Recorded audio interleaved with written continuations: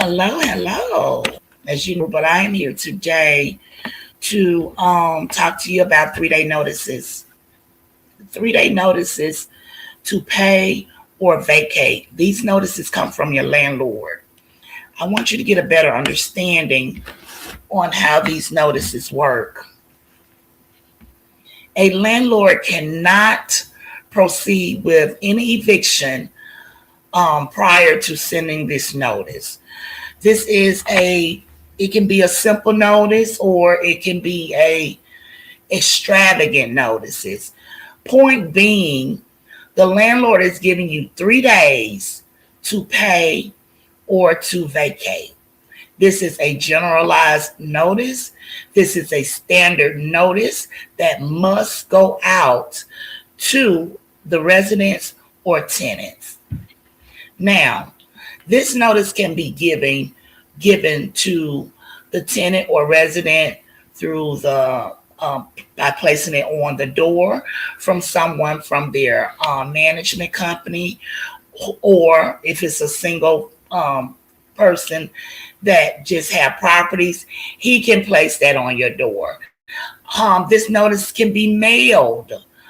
A lot of management companies want to mail the notice and they want to email you the notice just so they know that they have some kind of paper trail that they presented you the notice. Because the first thing the courts are going to ask, did you notify the resident or tenant that their rent was late? So this notice is very, very important to the management company or the landlord.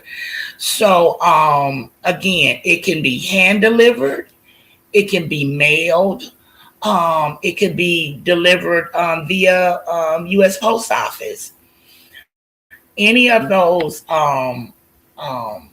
deliveries works, but mainly again, the management company or landlord want to make sure that this letter has gotten to you, because if it haven't and they have filed an eviction, which is deemed as a dispossessory warrant, they can be the whole thing can be thrown out of court.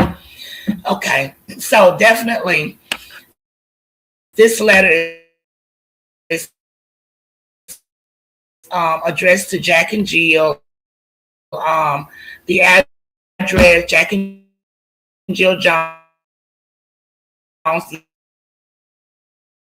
the address, the complete address.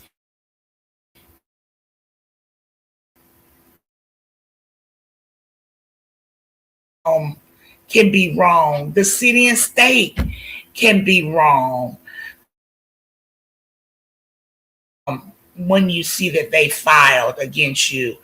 You have every right to say, that's not my name, that's not my legal name, or as far as this letter right here, Jack and Jill Jones, if they leave the S off your name, if they leave the S off your last name, you can dispute that. That's not my name. My last name is Jones, not Joan. So these are key points that that you need to know when a landlord come at you trying to get payment this way. Okay, but again, this can be a simple letter, not going to hold you all long. 3-day notice to pay or vacate. It has to be addressed to you and all other occupants. The amount has to be on there. As you can see, this 3,690 there, and you haven't put a date. So looking at this letter right here, there is no date to where they address me. This is all wrong. They have not addressed the letter money, but you didn't put the date on the letter, right? So that's a red flag number one. Okay, where you see on this letter, and I hope you can see it really, really good. Where you see on this letter where it says, this letter is to inform you that you must pay the current balance, or vacate the premises no later than Friday, March 10th. Okay, I get that, but what day are you sending this letter to me? Again, the letter has no date at the top. Um, Also, just say the letter did have a date at the top. Let's move forward. 3 days from Friday would be Monday, right? It's not 3 working days. Just because the weekend fell on the day prior to you getting the letter. It's 3 days, not working days. 3 days. They've notified you. If this letter was correct, they notified you in 3 days. They either want you to pay or they want you to leave. Of course, if you leave, you done. I'm done with these people. I don't want to have nothing to do with these people. That's on you. But there is a process before eviction, okay? And that's a whole different video that I can tell you about. We just want to discuss this 3-day notice. We want a proper 3-day notice sent to my door, sent to my email, okay? Sent to my mailbox. So 3 days is including the weekend.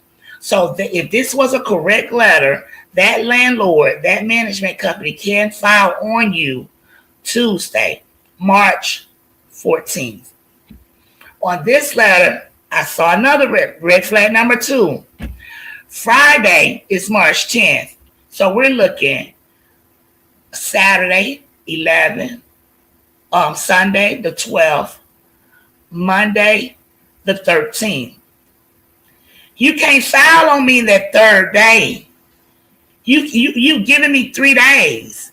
So after you can file on me when your office closed on that third day. But you can't file on me because you've given me 3 days. A day is 24 hours. If you want to file on me when your office closed, okay, that's the close of business day. Normally, that landlord will not file on you until that next day. That way, they've given you a whole 3 days, okay?